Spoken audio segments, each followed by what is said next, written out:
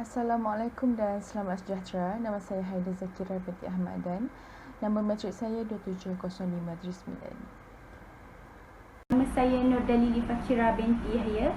Nombor matrik 270484. Nama saya Siti Rashid binti Muhammad Kamim dan bernombor matrik 273299. Nama saya Nafara Hayati binti Rusdi, nombor matrik 272657. Nama saya Rabidah Tika binti Syafi'i, nombor matrik 273020. Konsep pembelajaran membawa pelbagai tafsiran berbeza dalam pendekatan psikologi. Terdapat 4 pendekatan pembelajaran iaitu kognitif, humanistik, psikoanalisis dan behaviorism. Pendekatan kognitif menekankan terhadap proses mental. Ia juga menyebabkan perubahan tingkah laku seseorang terhadap situasi yang khusus. Ia juga merujuk kepada aktiviti-aktiviti mental seperti menganalisis, menakul, berfikir dan membentuk konsep serta menyelesaikan masalah dan sebagainya. Pendekatan kognitif merupakan pendekatan yang memberi perhatian khusus terhadap proses pemikiran seseorang individu seperti kemahiran berfikir secara kritis dan kreatif, kemahiran belajar dan motivasi yang dipelopori oleh ahli psikologi seperti Gestalt dan Piaget.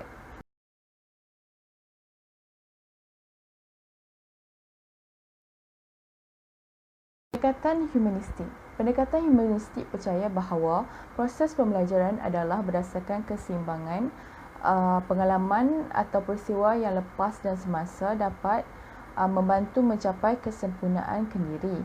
Pengalaman seseorang individu akan banyak mempengaruhi perkembangan individu tersebut bagi mencapai kesempurnaan kendiri. Pelopor yang terkenal dalam pendekatan humanistik ini adalah seperti Abraham Maslow dan Carl Rogers. Pendekatan psikoanalisis. Konsep pembelajaran manusia telah ditentukan dan seimbang antara genetik dan persekitaran. Pengalaman lepas iaitu pengalaman di masa kanak-kanak dapat mempengaruhi seseorang individu. Pendekatan ini telah dipelopori oleh Sigmund Freud. Pendekatan behaviorism adalah perubahan tingkah laku seseorang individu yang nyata dan dapat diperhatikan. Dapat juga dipastikan melalui penilaian. Pendekatan ini dipelopori oleh Evan Pavlin, J.B. Watson, E.L. Thorndike dan B.F. Skinner. Pendekatan kognitif berpunca daripada reaksi terhadap kekurangan yang berlaku pada pendekatan behaviorism. Pada zaman dahulu, tingkah laku dan sikap adalah perkara yang berbeza yang tiada kaitan langsung dengan minda dan ia dipengaruhi oleh naluri. Setelah timbulnya kesedaran bahawa otak merupakan fungsi daripada melahirkan tingkah laku, maka para ahli psikologi telah membuat pendekatan baharu iaitu pendekatan kognitif. Teori kognitif menerangkan bahawa pembelajaran adalah perubahan dalam pengetahuan yang disimpan dalam ingatan bagi menambahkan pengetahuan dalam ingatan iaitu pada jangka masa panjang ataupun jangka masa pendek. Manusia mampu memilih, mengamal dan memberi perhatian serta menghindar bagi membuat keputusan pada peristiwa-peristiwa yang lepas, bagi mencapai matlamat yang aktif, bagi melibatkan minda untuk berfikir, mengingat, merenung, membuat keputusan serta berkomunikasi. Baiklah, seterusnya kita masuk kepada teori kognitif James Piaget. Okey, kita ada konsep asas. Konsep asas James Piaget terbahagi kepada 4. Dia ada 4 konsep asas iaitu skemata, asimilasi, akomodasi dan keseimbangan. Skemata ini merupakan struktur kognitif iaitu struktur pemikiran kita untuk berubah, yang kita berubah untuk adaptasi maklumat baru yang kita dapat. Asimilasi pula penerimaan maklumat baru dan diselaraskan dengan skemata sedia ada. Maksudnya maklumat baru tu kita selaraskan dengan cara pemikiran kita. Akomodasi pula skemata dibasuai untuk terima maklumat baru. Maksudnya cara pemikiran kita ubah untuk kita terima maklumat baru. Lepas tu nombor 4, asimilasi dan akomodasi digabungkan untuk capai keseimbangan pengetahuan, kepercayaan dan pengalaman. Maksudnya asimilasi dan akomodasi perlu seimbang untuk kita terima maklumat baru, untuk kita dapat serap apa yang kita akan dapat pada masa akan datang. Okey, seterusnya adalah tahap perkembangan mental menurut James Piaget. Okey, tahap perkembangan mental menurutnya adalah ada 4 tahap, iaitu tahap sensori motor, tahap praoperasi, tahap operasi konkret dan tahap operasi formal. Tahap sensori motor iaitu daya motor adalah sejak lahir sehingga berumur 2 tahun. Kanak-kanak akan banyak memasukkan objek ke dalam mulut untuk dirasakan dan banyak meniru tingkah laku seperti lambaikan tangan dan menyuapkan makanan. Okay, tahap kedua merupakan tahap praoperasi yang bermula daripada umur 2 tahun hingga 7 tahun. Kanak-kanak akan menggambarkan sesuatu objek dalam percakapannya seperti makanan yang mereka akan sebut segi 4 sama berwarna coklat untuk menggambarkan murtabak. Tahap seterusnya adalah operasi konkret. Operasi konkret akan bermula daripada umur 7 tahun hingga 12 tahun. Kanak-kanak boleh berfikir secara logik tetapi terbatas.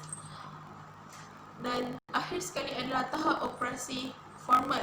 Tahap operasi formal adalah bermula daripada 12 tahun hingga dewasa.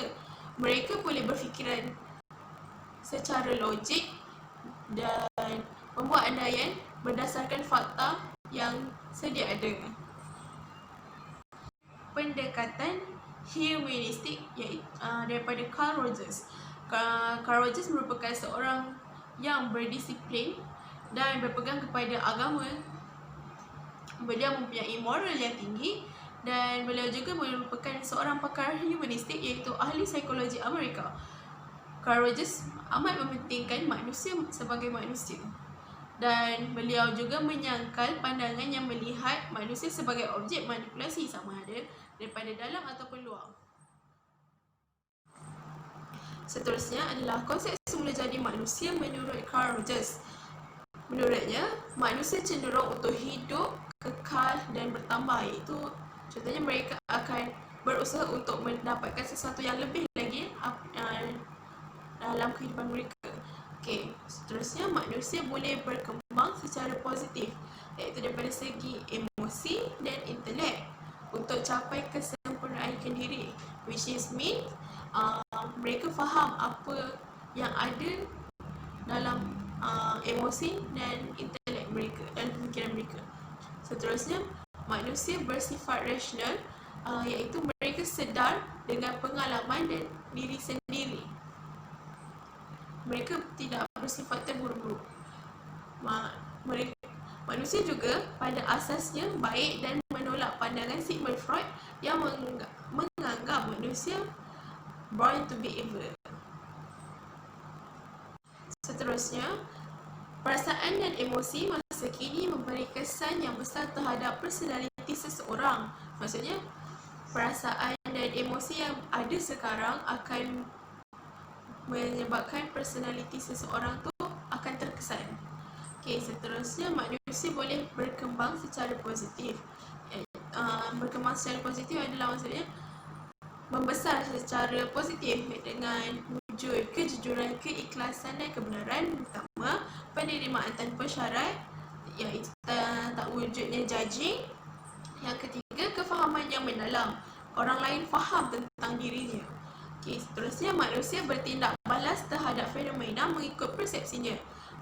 Bertindak balas mengikut fenomena maksudnya bertindak balas dengan keadaan sekeliling ikut persepsi yang dia ada, ikut pemikiran yang dia ada. Akhir sekali, manusia boleh berkembang dengan positif jika persekitarannya sesuai. Maksudnya, kalau dia berkembang tu maksudnya dia membesar dengan baik kalau persekitarannya juga lain. Begitu juga sebaliknya. Okey, baiklah. Seterusnya adalah konsep kendiri. Konsep kendiri adalah untuk memahami diri kita sendiri dengan kita fahami persekitaran kita.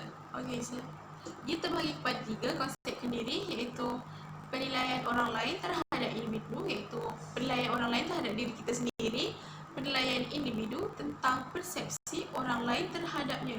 Okey, kita nilai persepsi orang terhadap kita, dan akhir sekali adalah persepsi individu itu sendiri terhadap dirinya.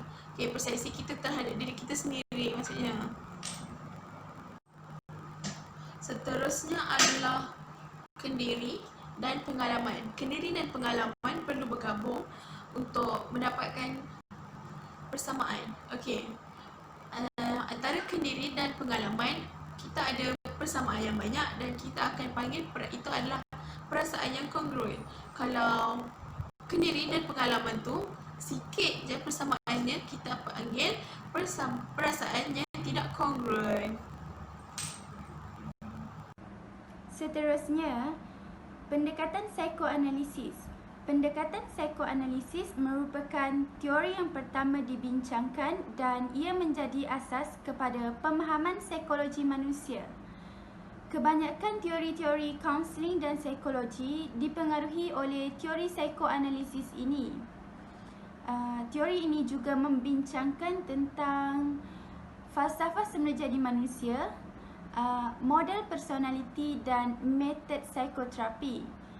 Ianya diasaskan oleh bapa psikologi iaitu Sigmund Freud. Selain itu, konsep semula jadi manusia. Menurut Freud, sifat semula jadi manusia ditentukan dan bersifat ketentuan. Freud melihat tingkah laku manusia adalah untuk memenuhi desakan naluri yang lebih bersifat kehaiwanan. Terdapat 2 desakan naluri manusia, iaitu naluri kehidupan dan naluri kematian. Dalam teori ini juga, personaliti dan akal fikiran manusia dapat dibahagikan kepada 3, iaitu alam sedar, alam prasedar dan alam bawah sedar.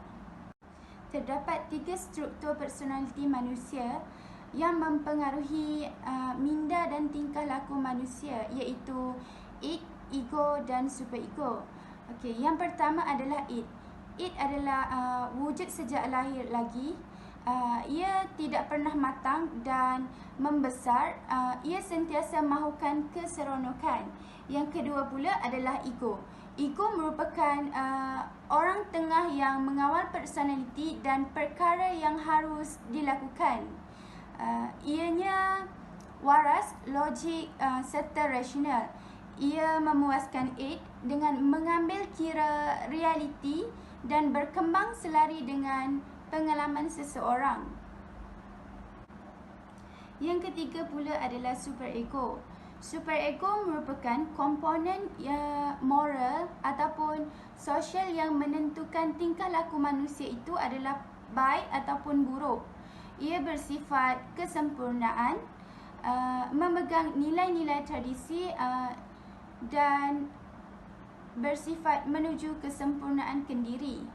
Perkembangan psikoseksual. Terdapat 5 peringkat dalam perkembangan psikoseksual. Yang pertama adalah oral, seterusnya anal, falik, latensi dan genital. Okey, yang pertama adalah oral. Peringkat ini berlaku ketika manusia lahir sehingga berusia 1 tahun. Pada peringkat ini, kepuasan yang mula dirasai oleh bayi pada ketika ini adalah keseronokan di bahagian mulut. Contohnya, bayi menyusu, mengunyah, menggigit dan lain-lain lagi lah. Ianya juga dipengaruhi oleh id.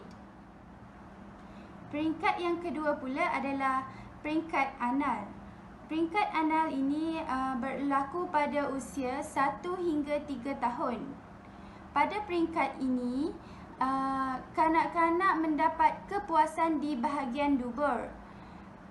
Pada peringkat ini juga mereka akan membuat latihan tandas yang diawasi oleh penjaga ataupun ibu bapa masing-masing.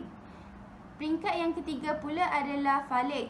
Falik berlaku pada usia 3 hingga 5 tahun. Kanak-kanak akan mendapat keseronokan daripada organ kejantinaannya. Pada peringkat ini akan berlakunya Oedipus kompleks dan Elektra kompleks. Seterusnya, peringkat yang keempat pula ialah peringkat latensi. Peringkat ini berlaku pada kanak-kanak yang berusia 5 hingga 12 tahun. Pada peringkat ini, kanak-kanak tidak mementingkan seksual. Malah mereka akan lebih mementingkan kemahiran sosial dan mereka akan menjadi lebih matang.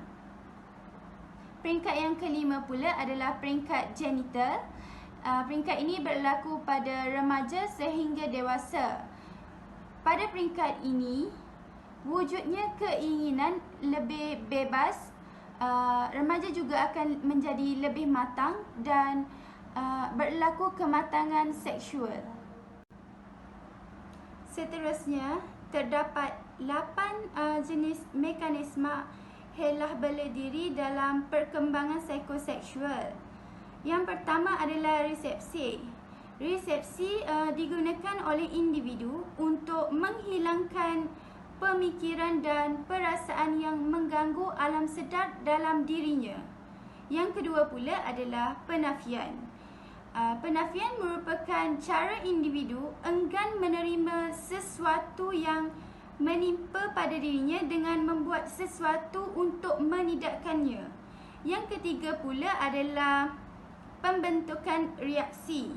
Proses pembentukan reaksi merupakan satu perkembangan sikap yang bertentangan dengan perkara yang dipendam. Yang keempat pula adalah projeksi. Projeksi adalah cara melindungi diri daripada keinginan-keinginan yang tidak dapat dipenuhi. Seterusnya pula ialah introjeksi. Introjeksi merupakan cara individu melakukan sesuatu dengan menyifatkan dirinya seperti orang lain. Yang keenam pula adalah rasionalisasi.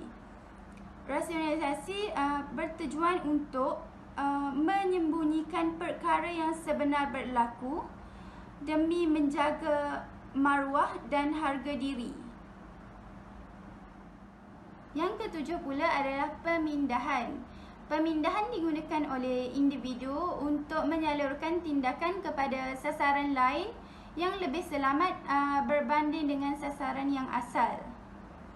Yang terakhir pula adalah sublimasi. Sublimasi merupakan satu bentuk pindah gantian yang berunsur seksual apabila desakan seksual itu dialihkan ke arah tindakan yang berbentuk sosial.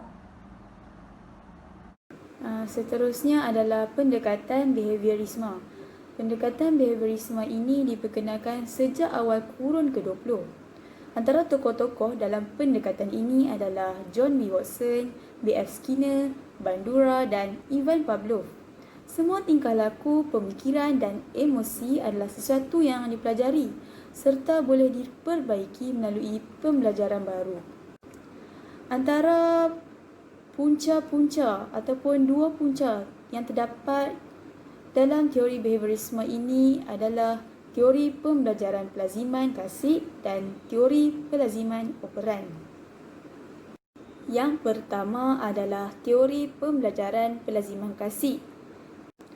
Teori ini adalah proses pembelajaran di mana rangsangan ataupun stimulan neutral yang membuat perkaitan dengan rangsangan secara berpasangan berulang kali.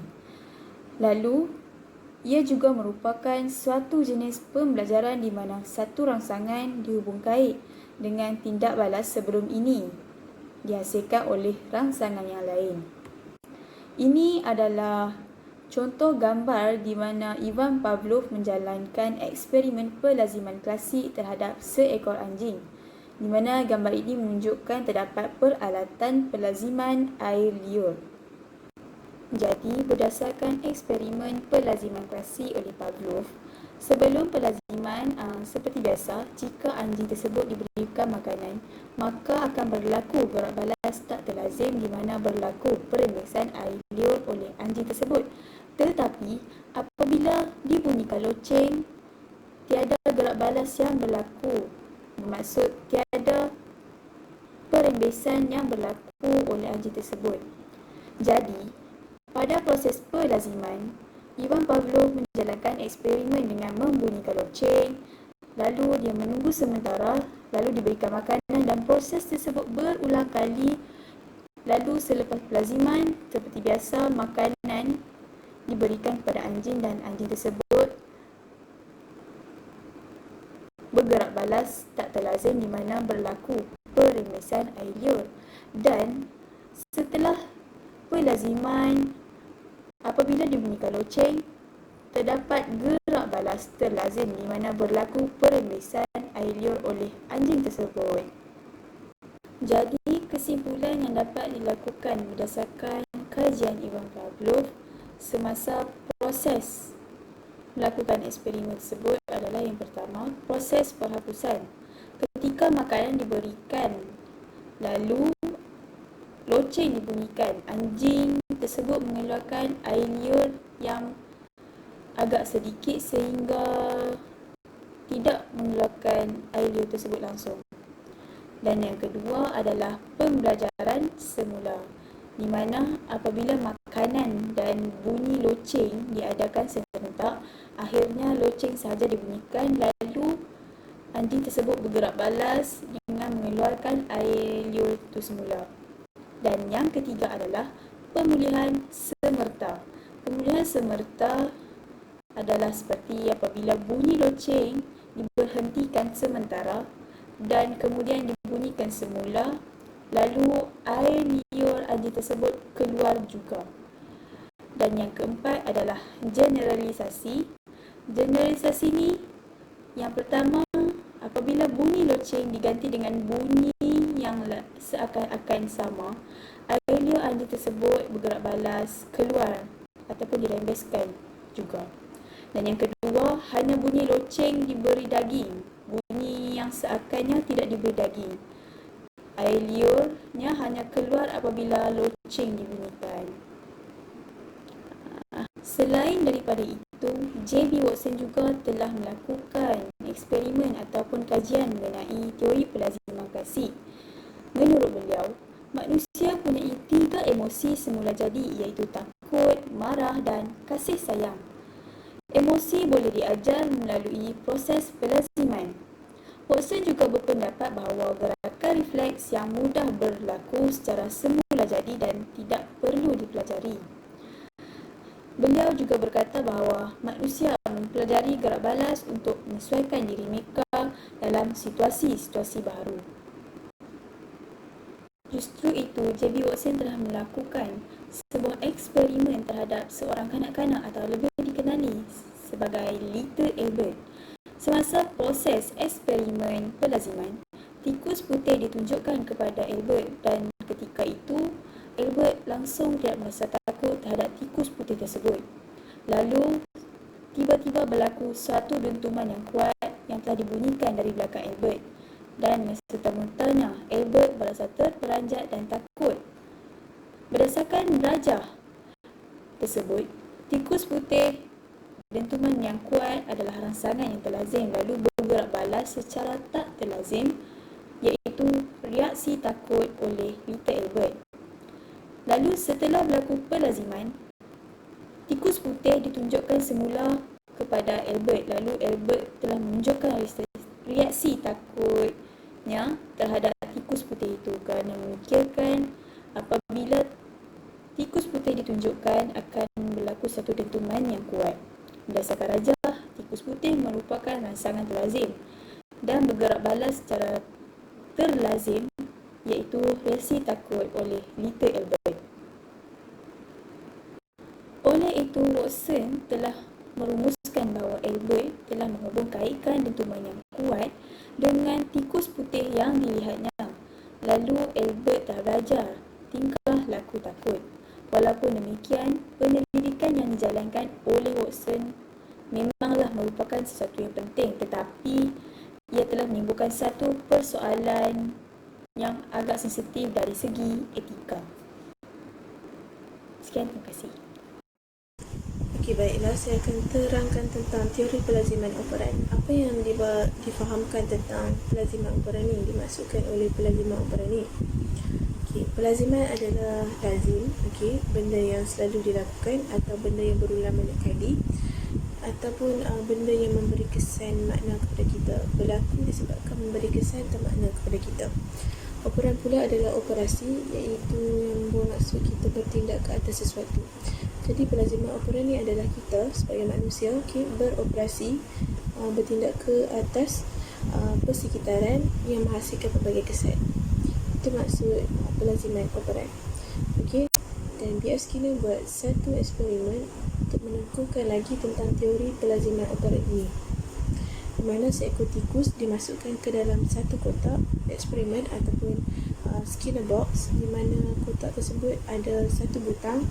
Okey, bila kita tekan butang tersebut akan keluar makanan. Jadi tikus yang kelaparan dimasukkan oleh B.F. Skinner ni ke dalam kotak, dan tikus tu pada awalnya meronta kelaparan, okey, mundar-mandir, dan tiba-tiba tikus tersebut tekan switch tersebut, lalu makanan keluar. Tikus tu pun makan makanan tersebut, dan benda ini berulang kali berlaku, di mana tikus menekan butang tersebut untuk mendapatkan makanan. Okey, menekan butang tersebutlah dikatakan sebagai pelaziman operan, di mana tikus tersebut bertindak berulang kali untuk mendapat ganjaran. Di mana ganjaran ni merupakan satu konsep peneguhan bagi sesuatu. Okey, dan boleh disimpulkan bahawa manusia ni apabila diberi ganjaran, ia meneguhkan lagi tingkah laku tersebut.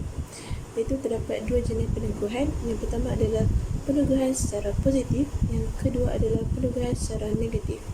Okey, contoh peneguhan positif adalah seperti kita diberi pujian, kita diberi ganjaran ataupun hadiah dan sebagainya.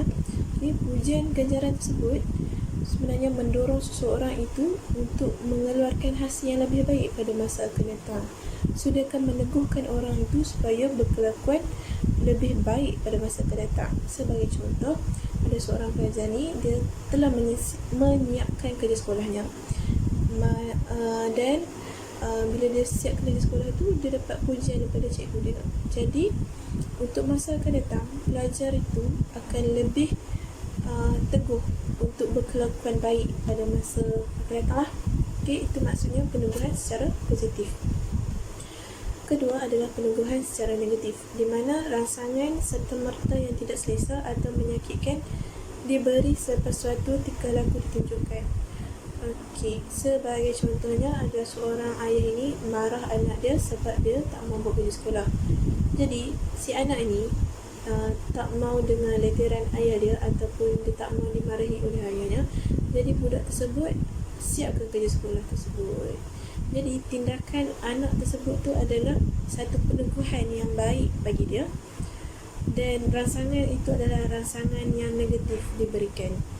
Maksudnya itulah adalah peneguhan secara negatif. Peneguhan sebenarnya dikategorikan kepada dua, iaitu peneguhan primer dan peneguhan sekunder.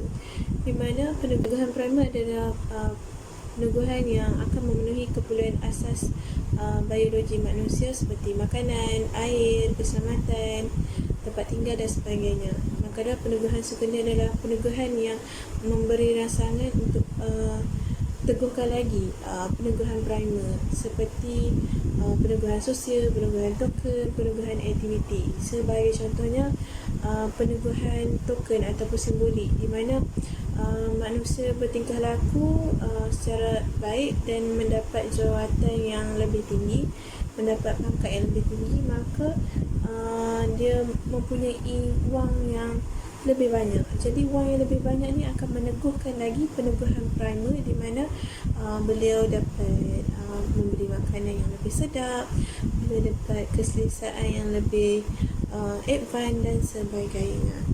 Itu dimaksudkan dengan peneguhan sekunder. Okey, Okey, seterusnya adalah dendaan. Okey, selain penugahan, manusia juga akan bertingkah laku apabila kita dikenakan dendaan. Okey. Maksudnya tingkah laku tu dapat dibentuk apabila dikenakan dendaan. So, dendaan ada dua, iaitu dendaan secara positif dan dendaan secara negatif. Dendaan ini sebenarnya mengurangkan kekerapan berlakunya tingkah laku yang negatif kepada kita.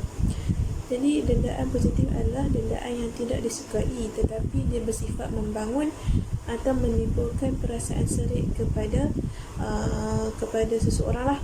Okey. Sebagai contoh, ada seorang budak ni dia suka kacau adik dia. Jadi bila kacau, ibu dia menyuruh dia supaya melakukan kerja rumah, iaitu membasuh pinggan.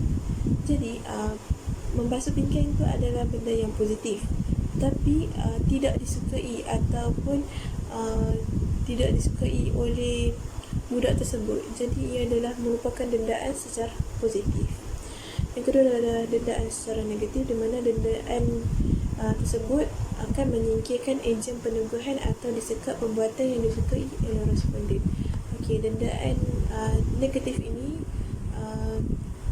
tak sepatutnya diberikan kerana ia akan melemahkan semangat ataupun menjatuhkan peneguhan seseorang, di mana sebagai contohnya, ada budak ni kena marah dengan mak dan ayah dia. Jadi mak dan ayah dia menyingkirkan benda yang dia suka. Sebagai contoh, anaknya suka bermain komputer. Jadi ibu dan ayah ni menyingkirkan anak perbuatan tersebut. Jadi membuatkan anak itu tidak bersemangat lagi untuk buat sesuatu, kerana itu adalah ejen peneguhan bagi budak itu bertingkah laku. Kesimpulan yang dapat kami simpulkan secara keseluruhan adalah pembelajaran manusia ni dapat ditinjau dari beberapa pendekatan, iaitu dari segi kognitif, humanistik, psikoanalisis dan behaviorism.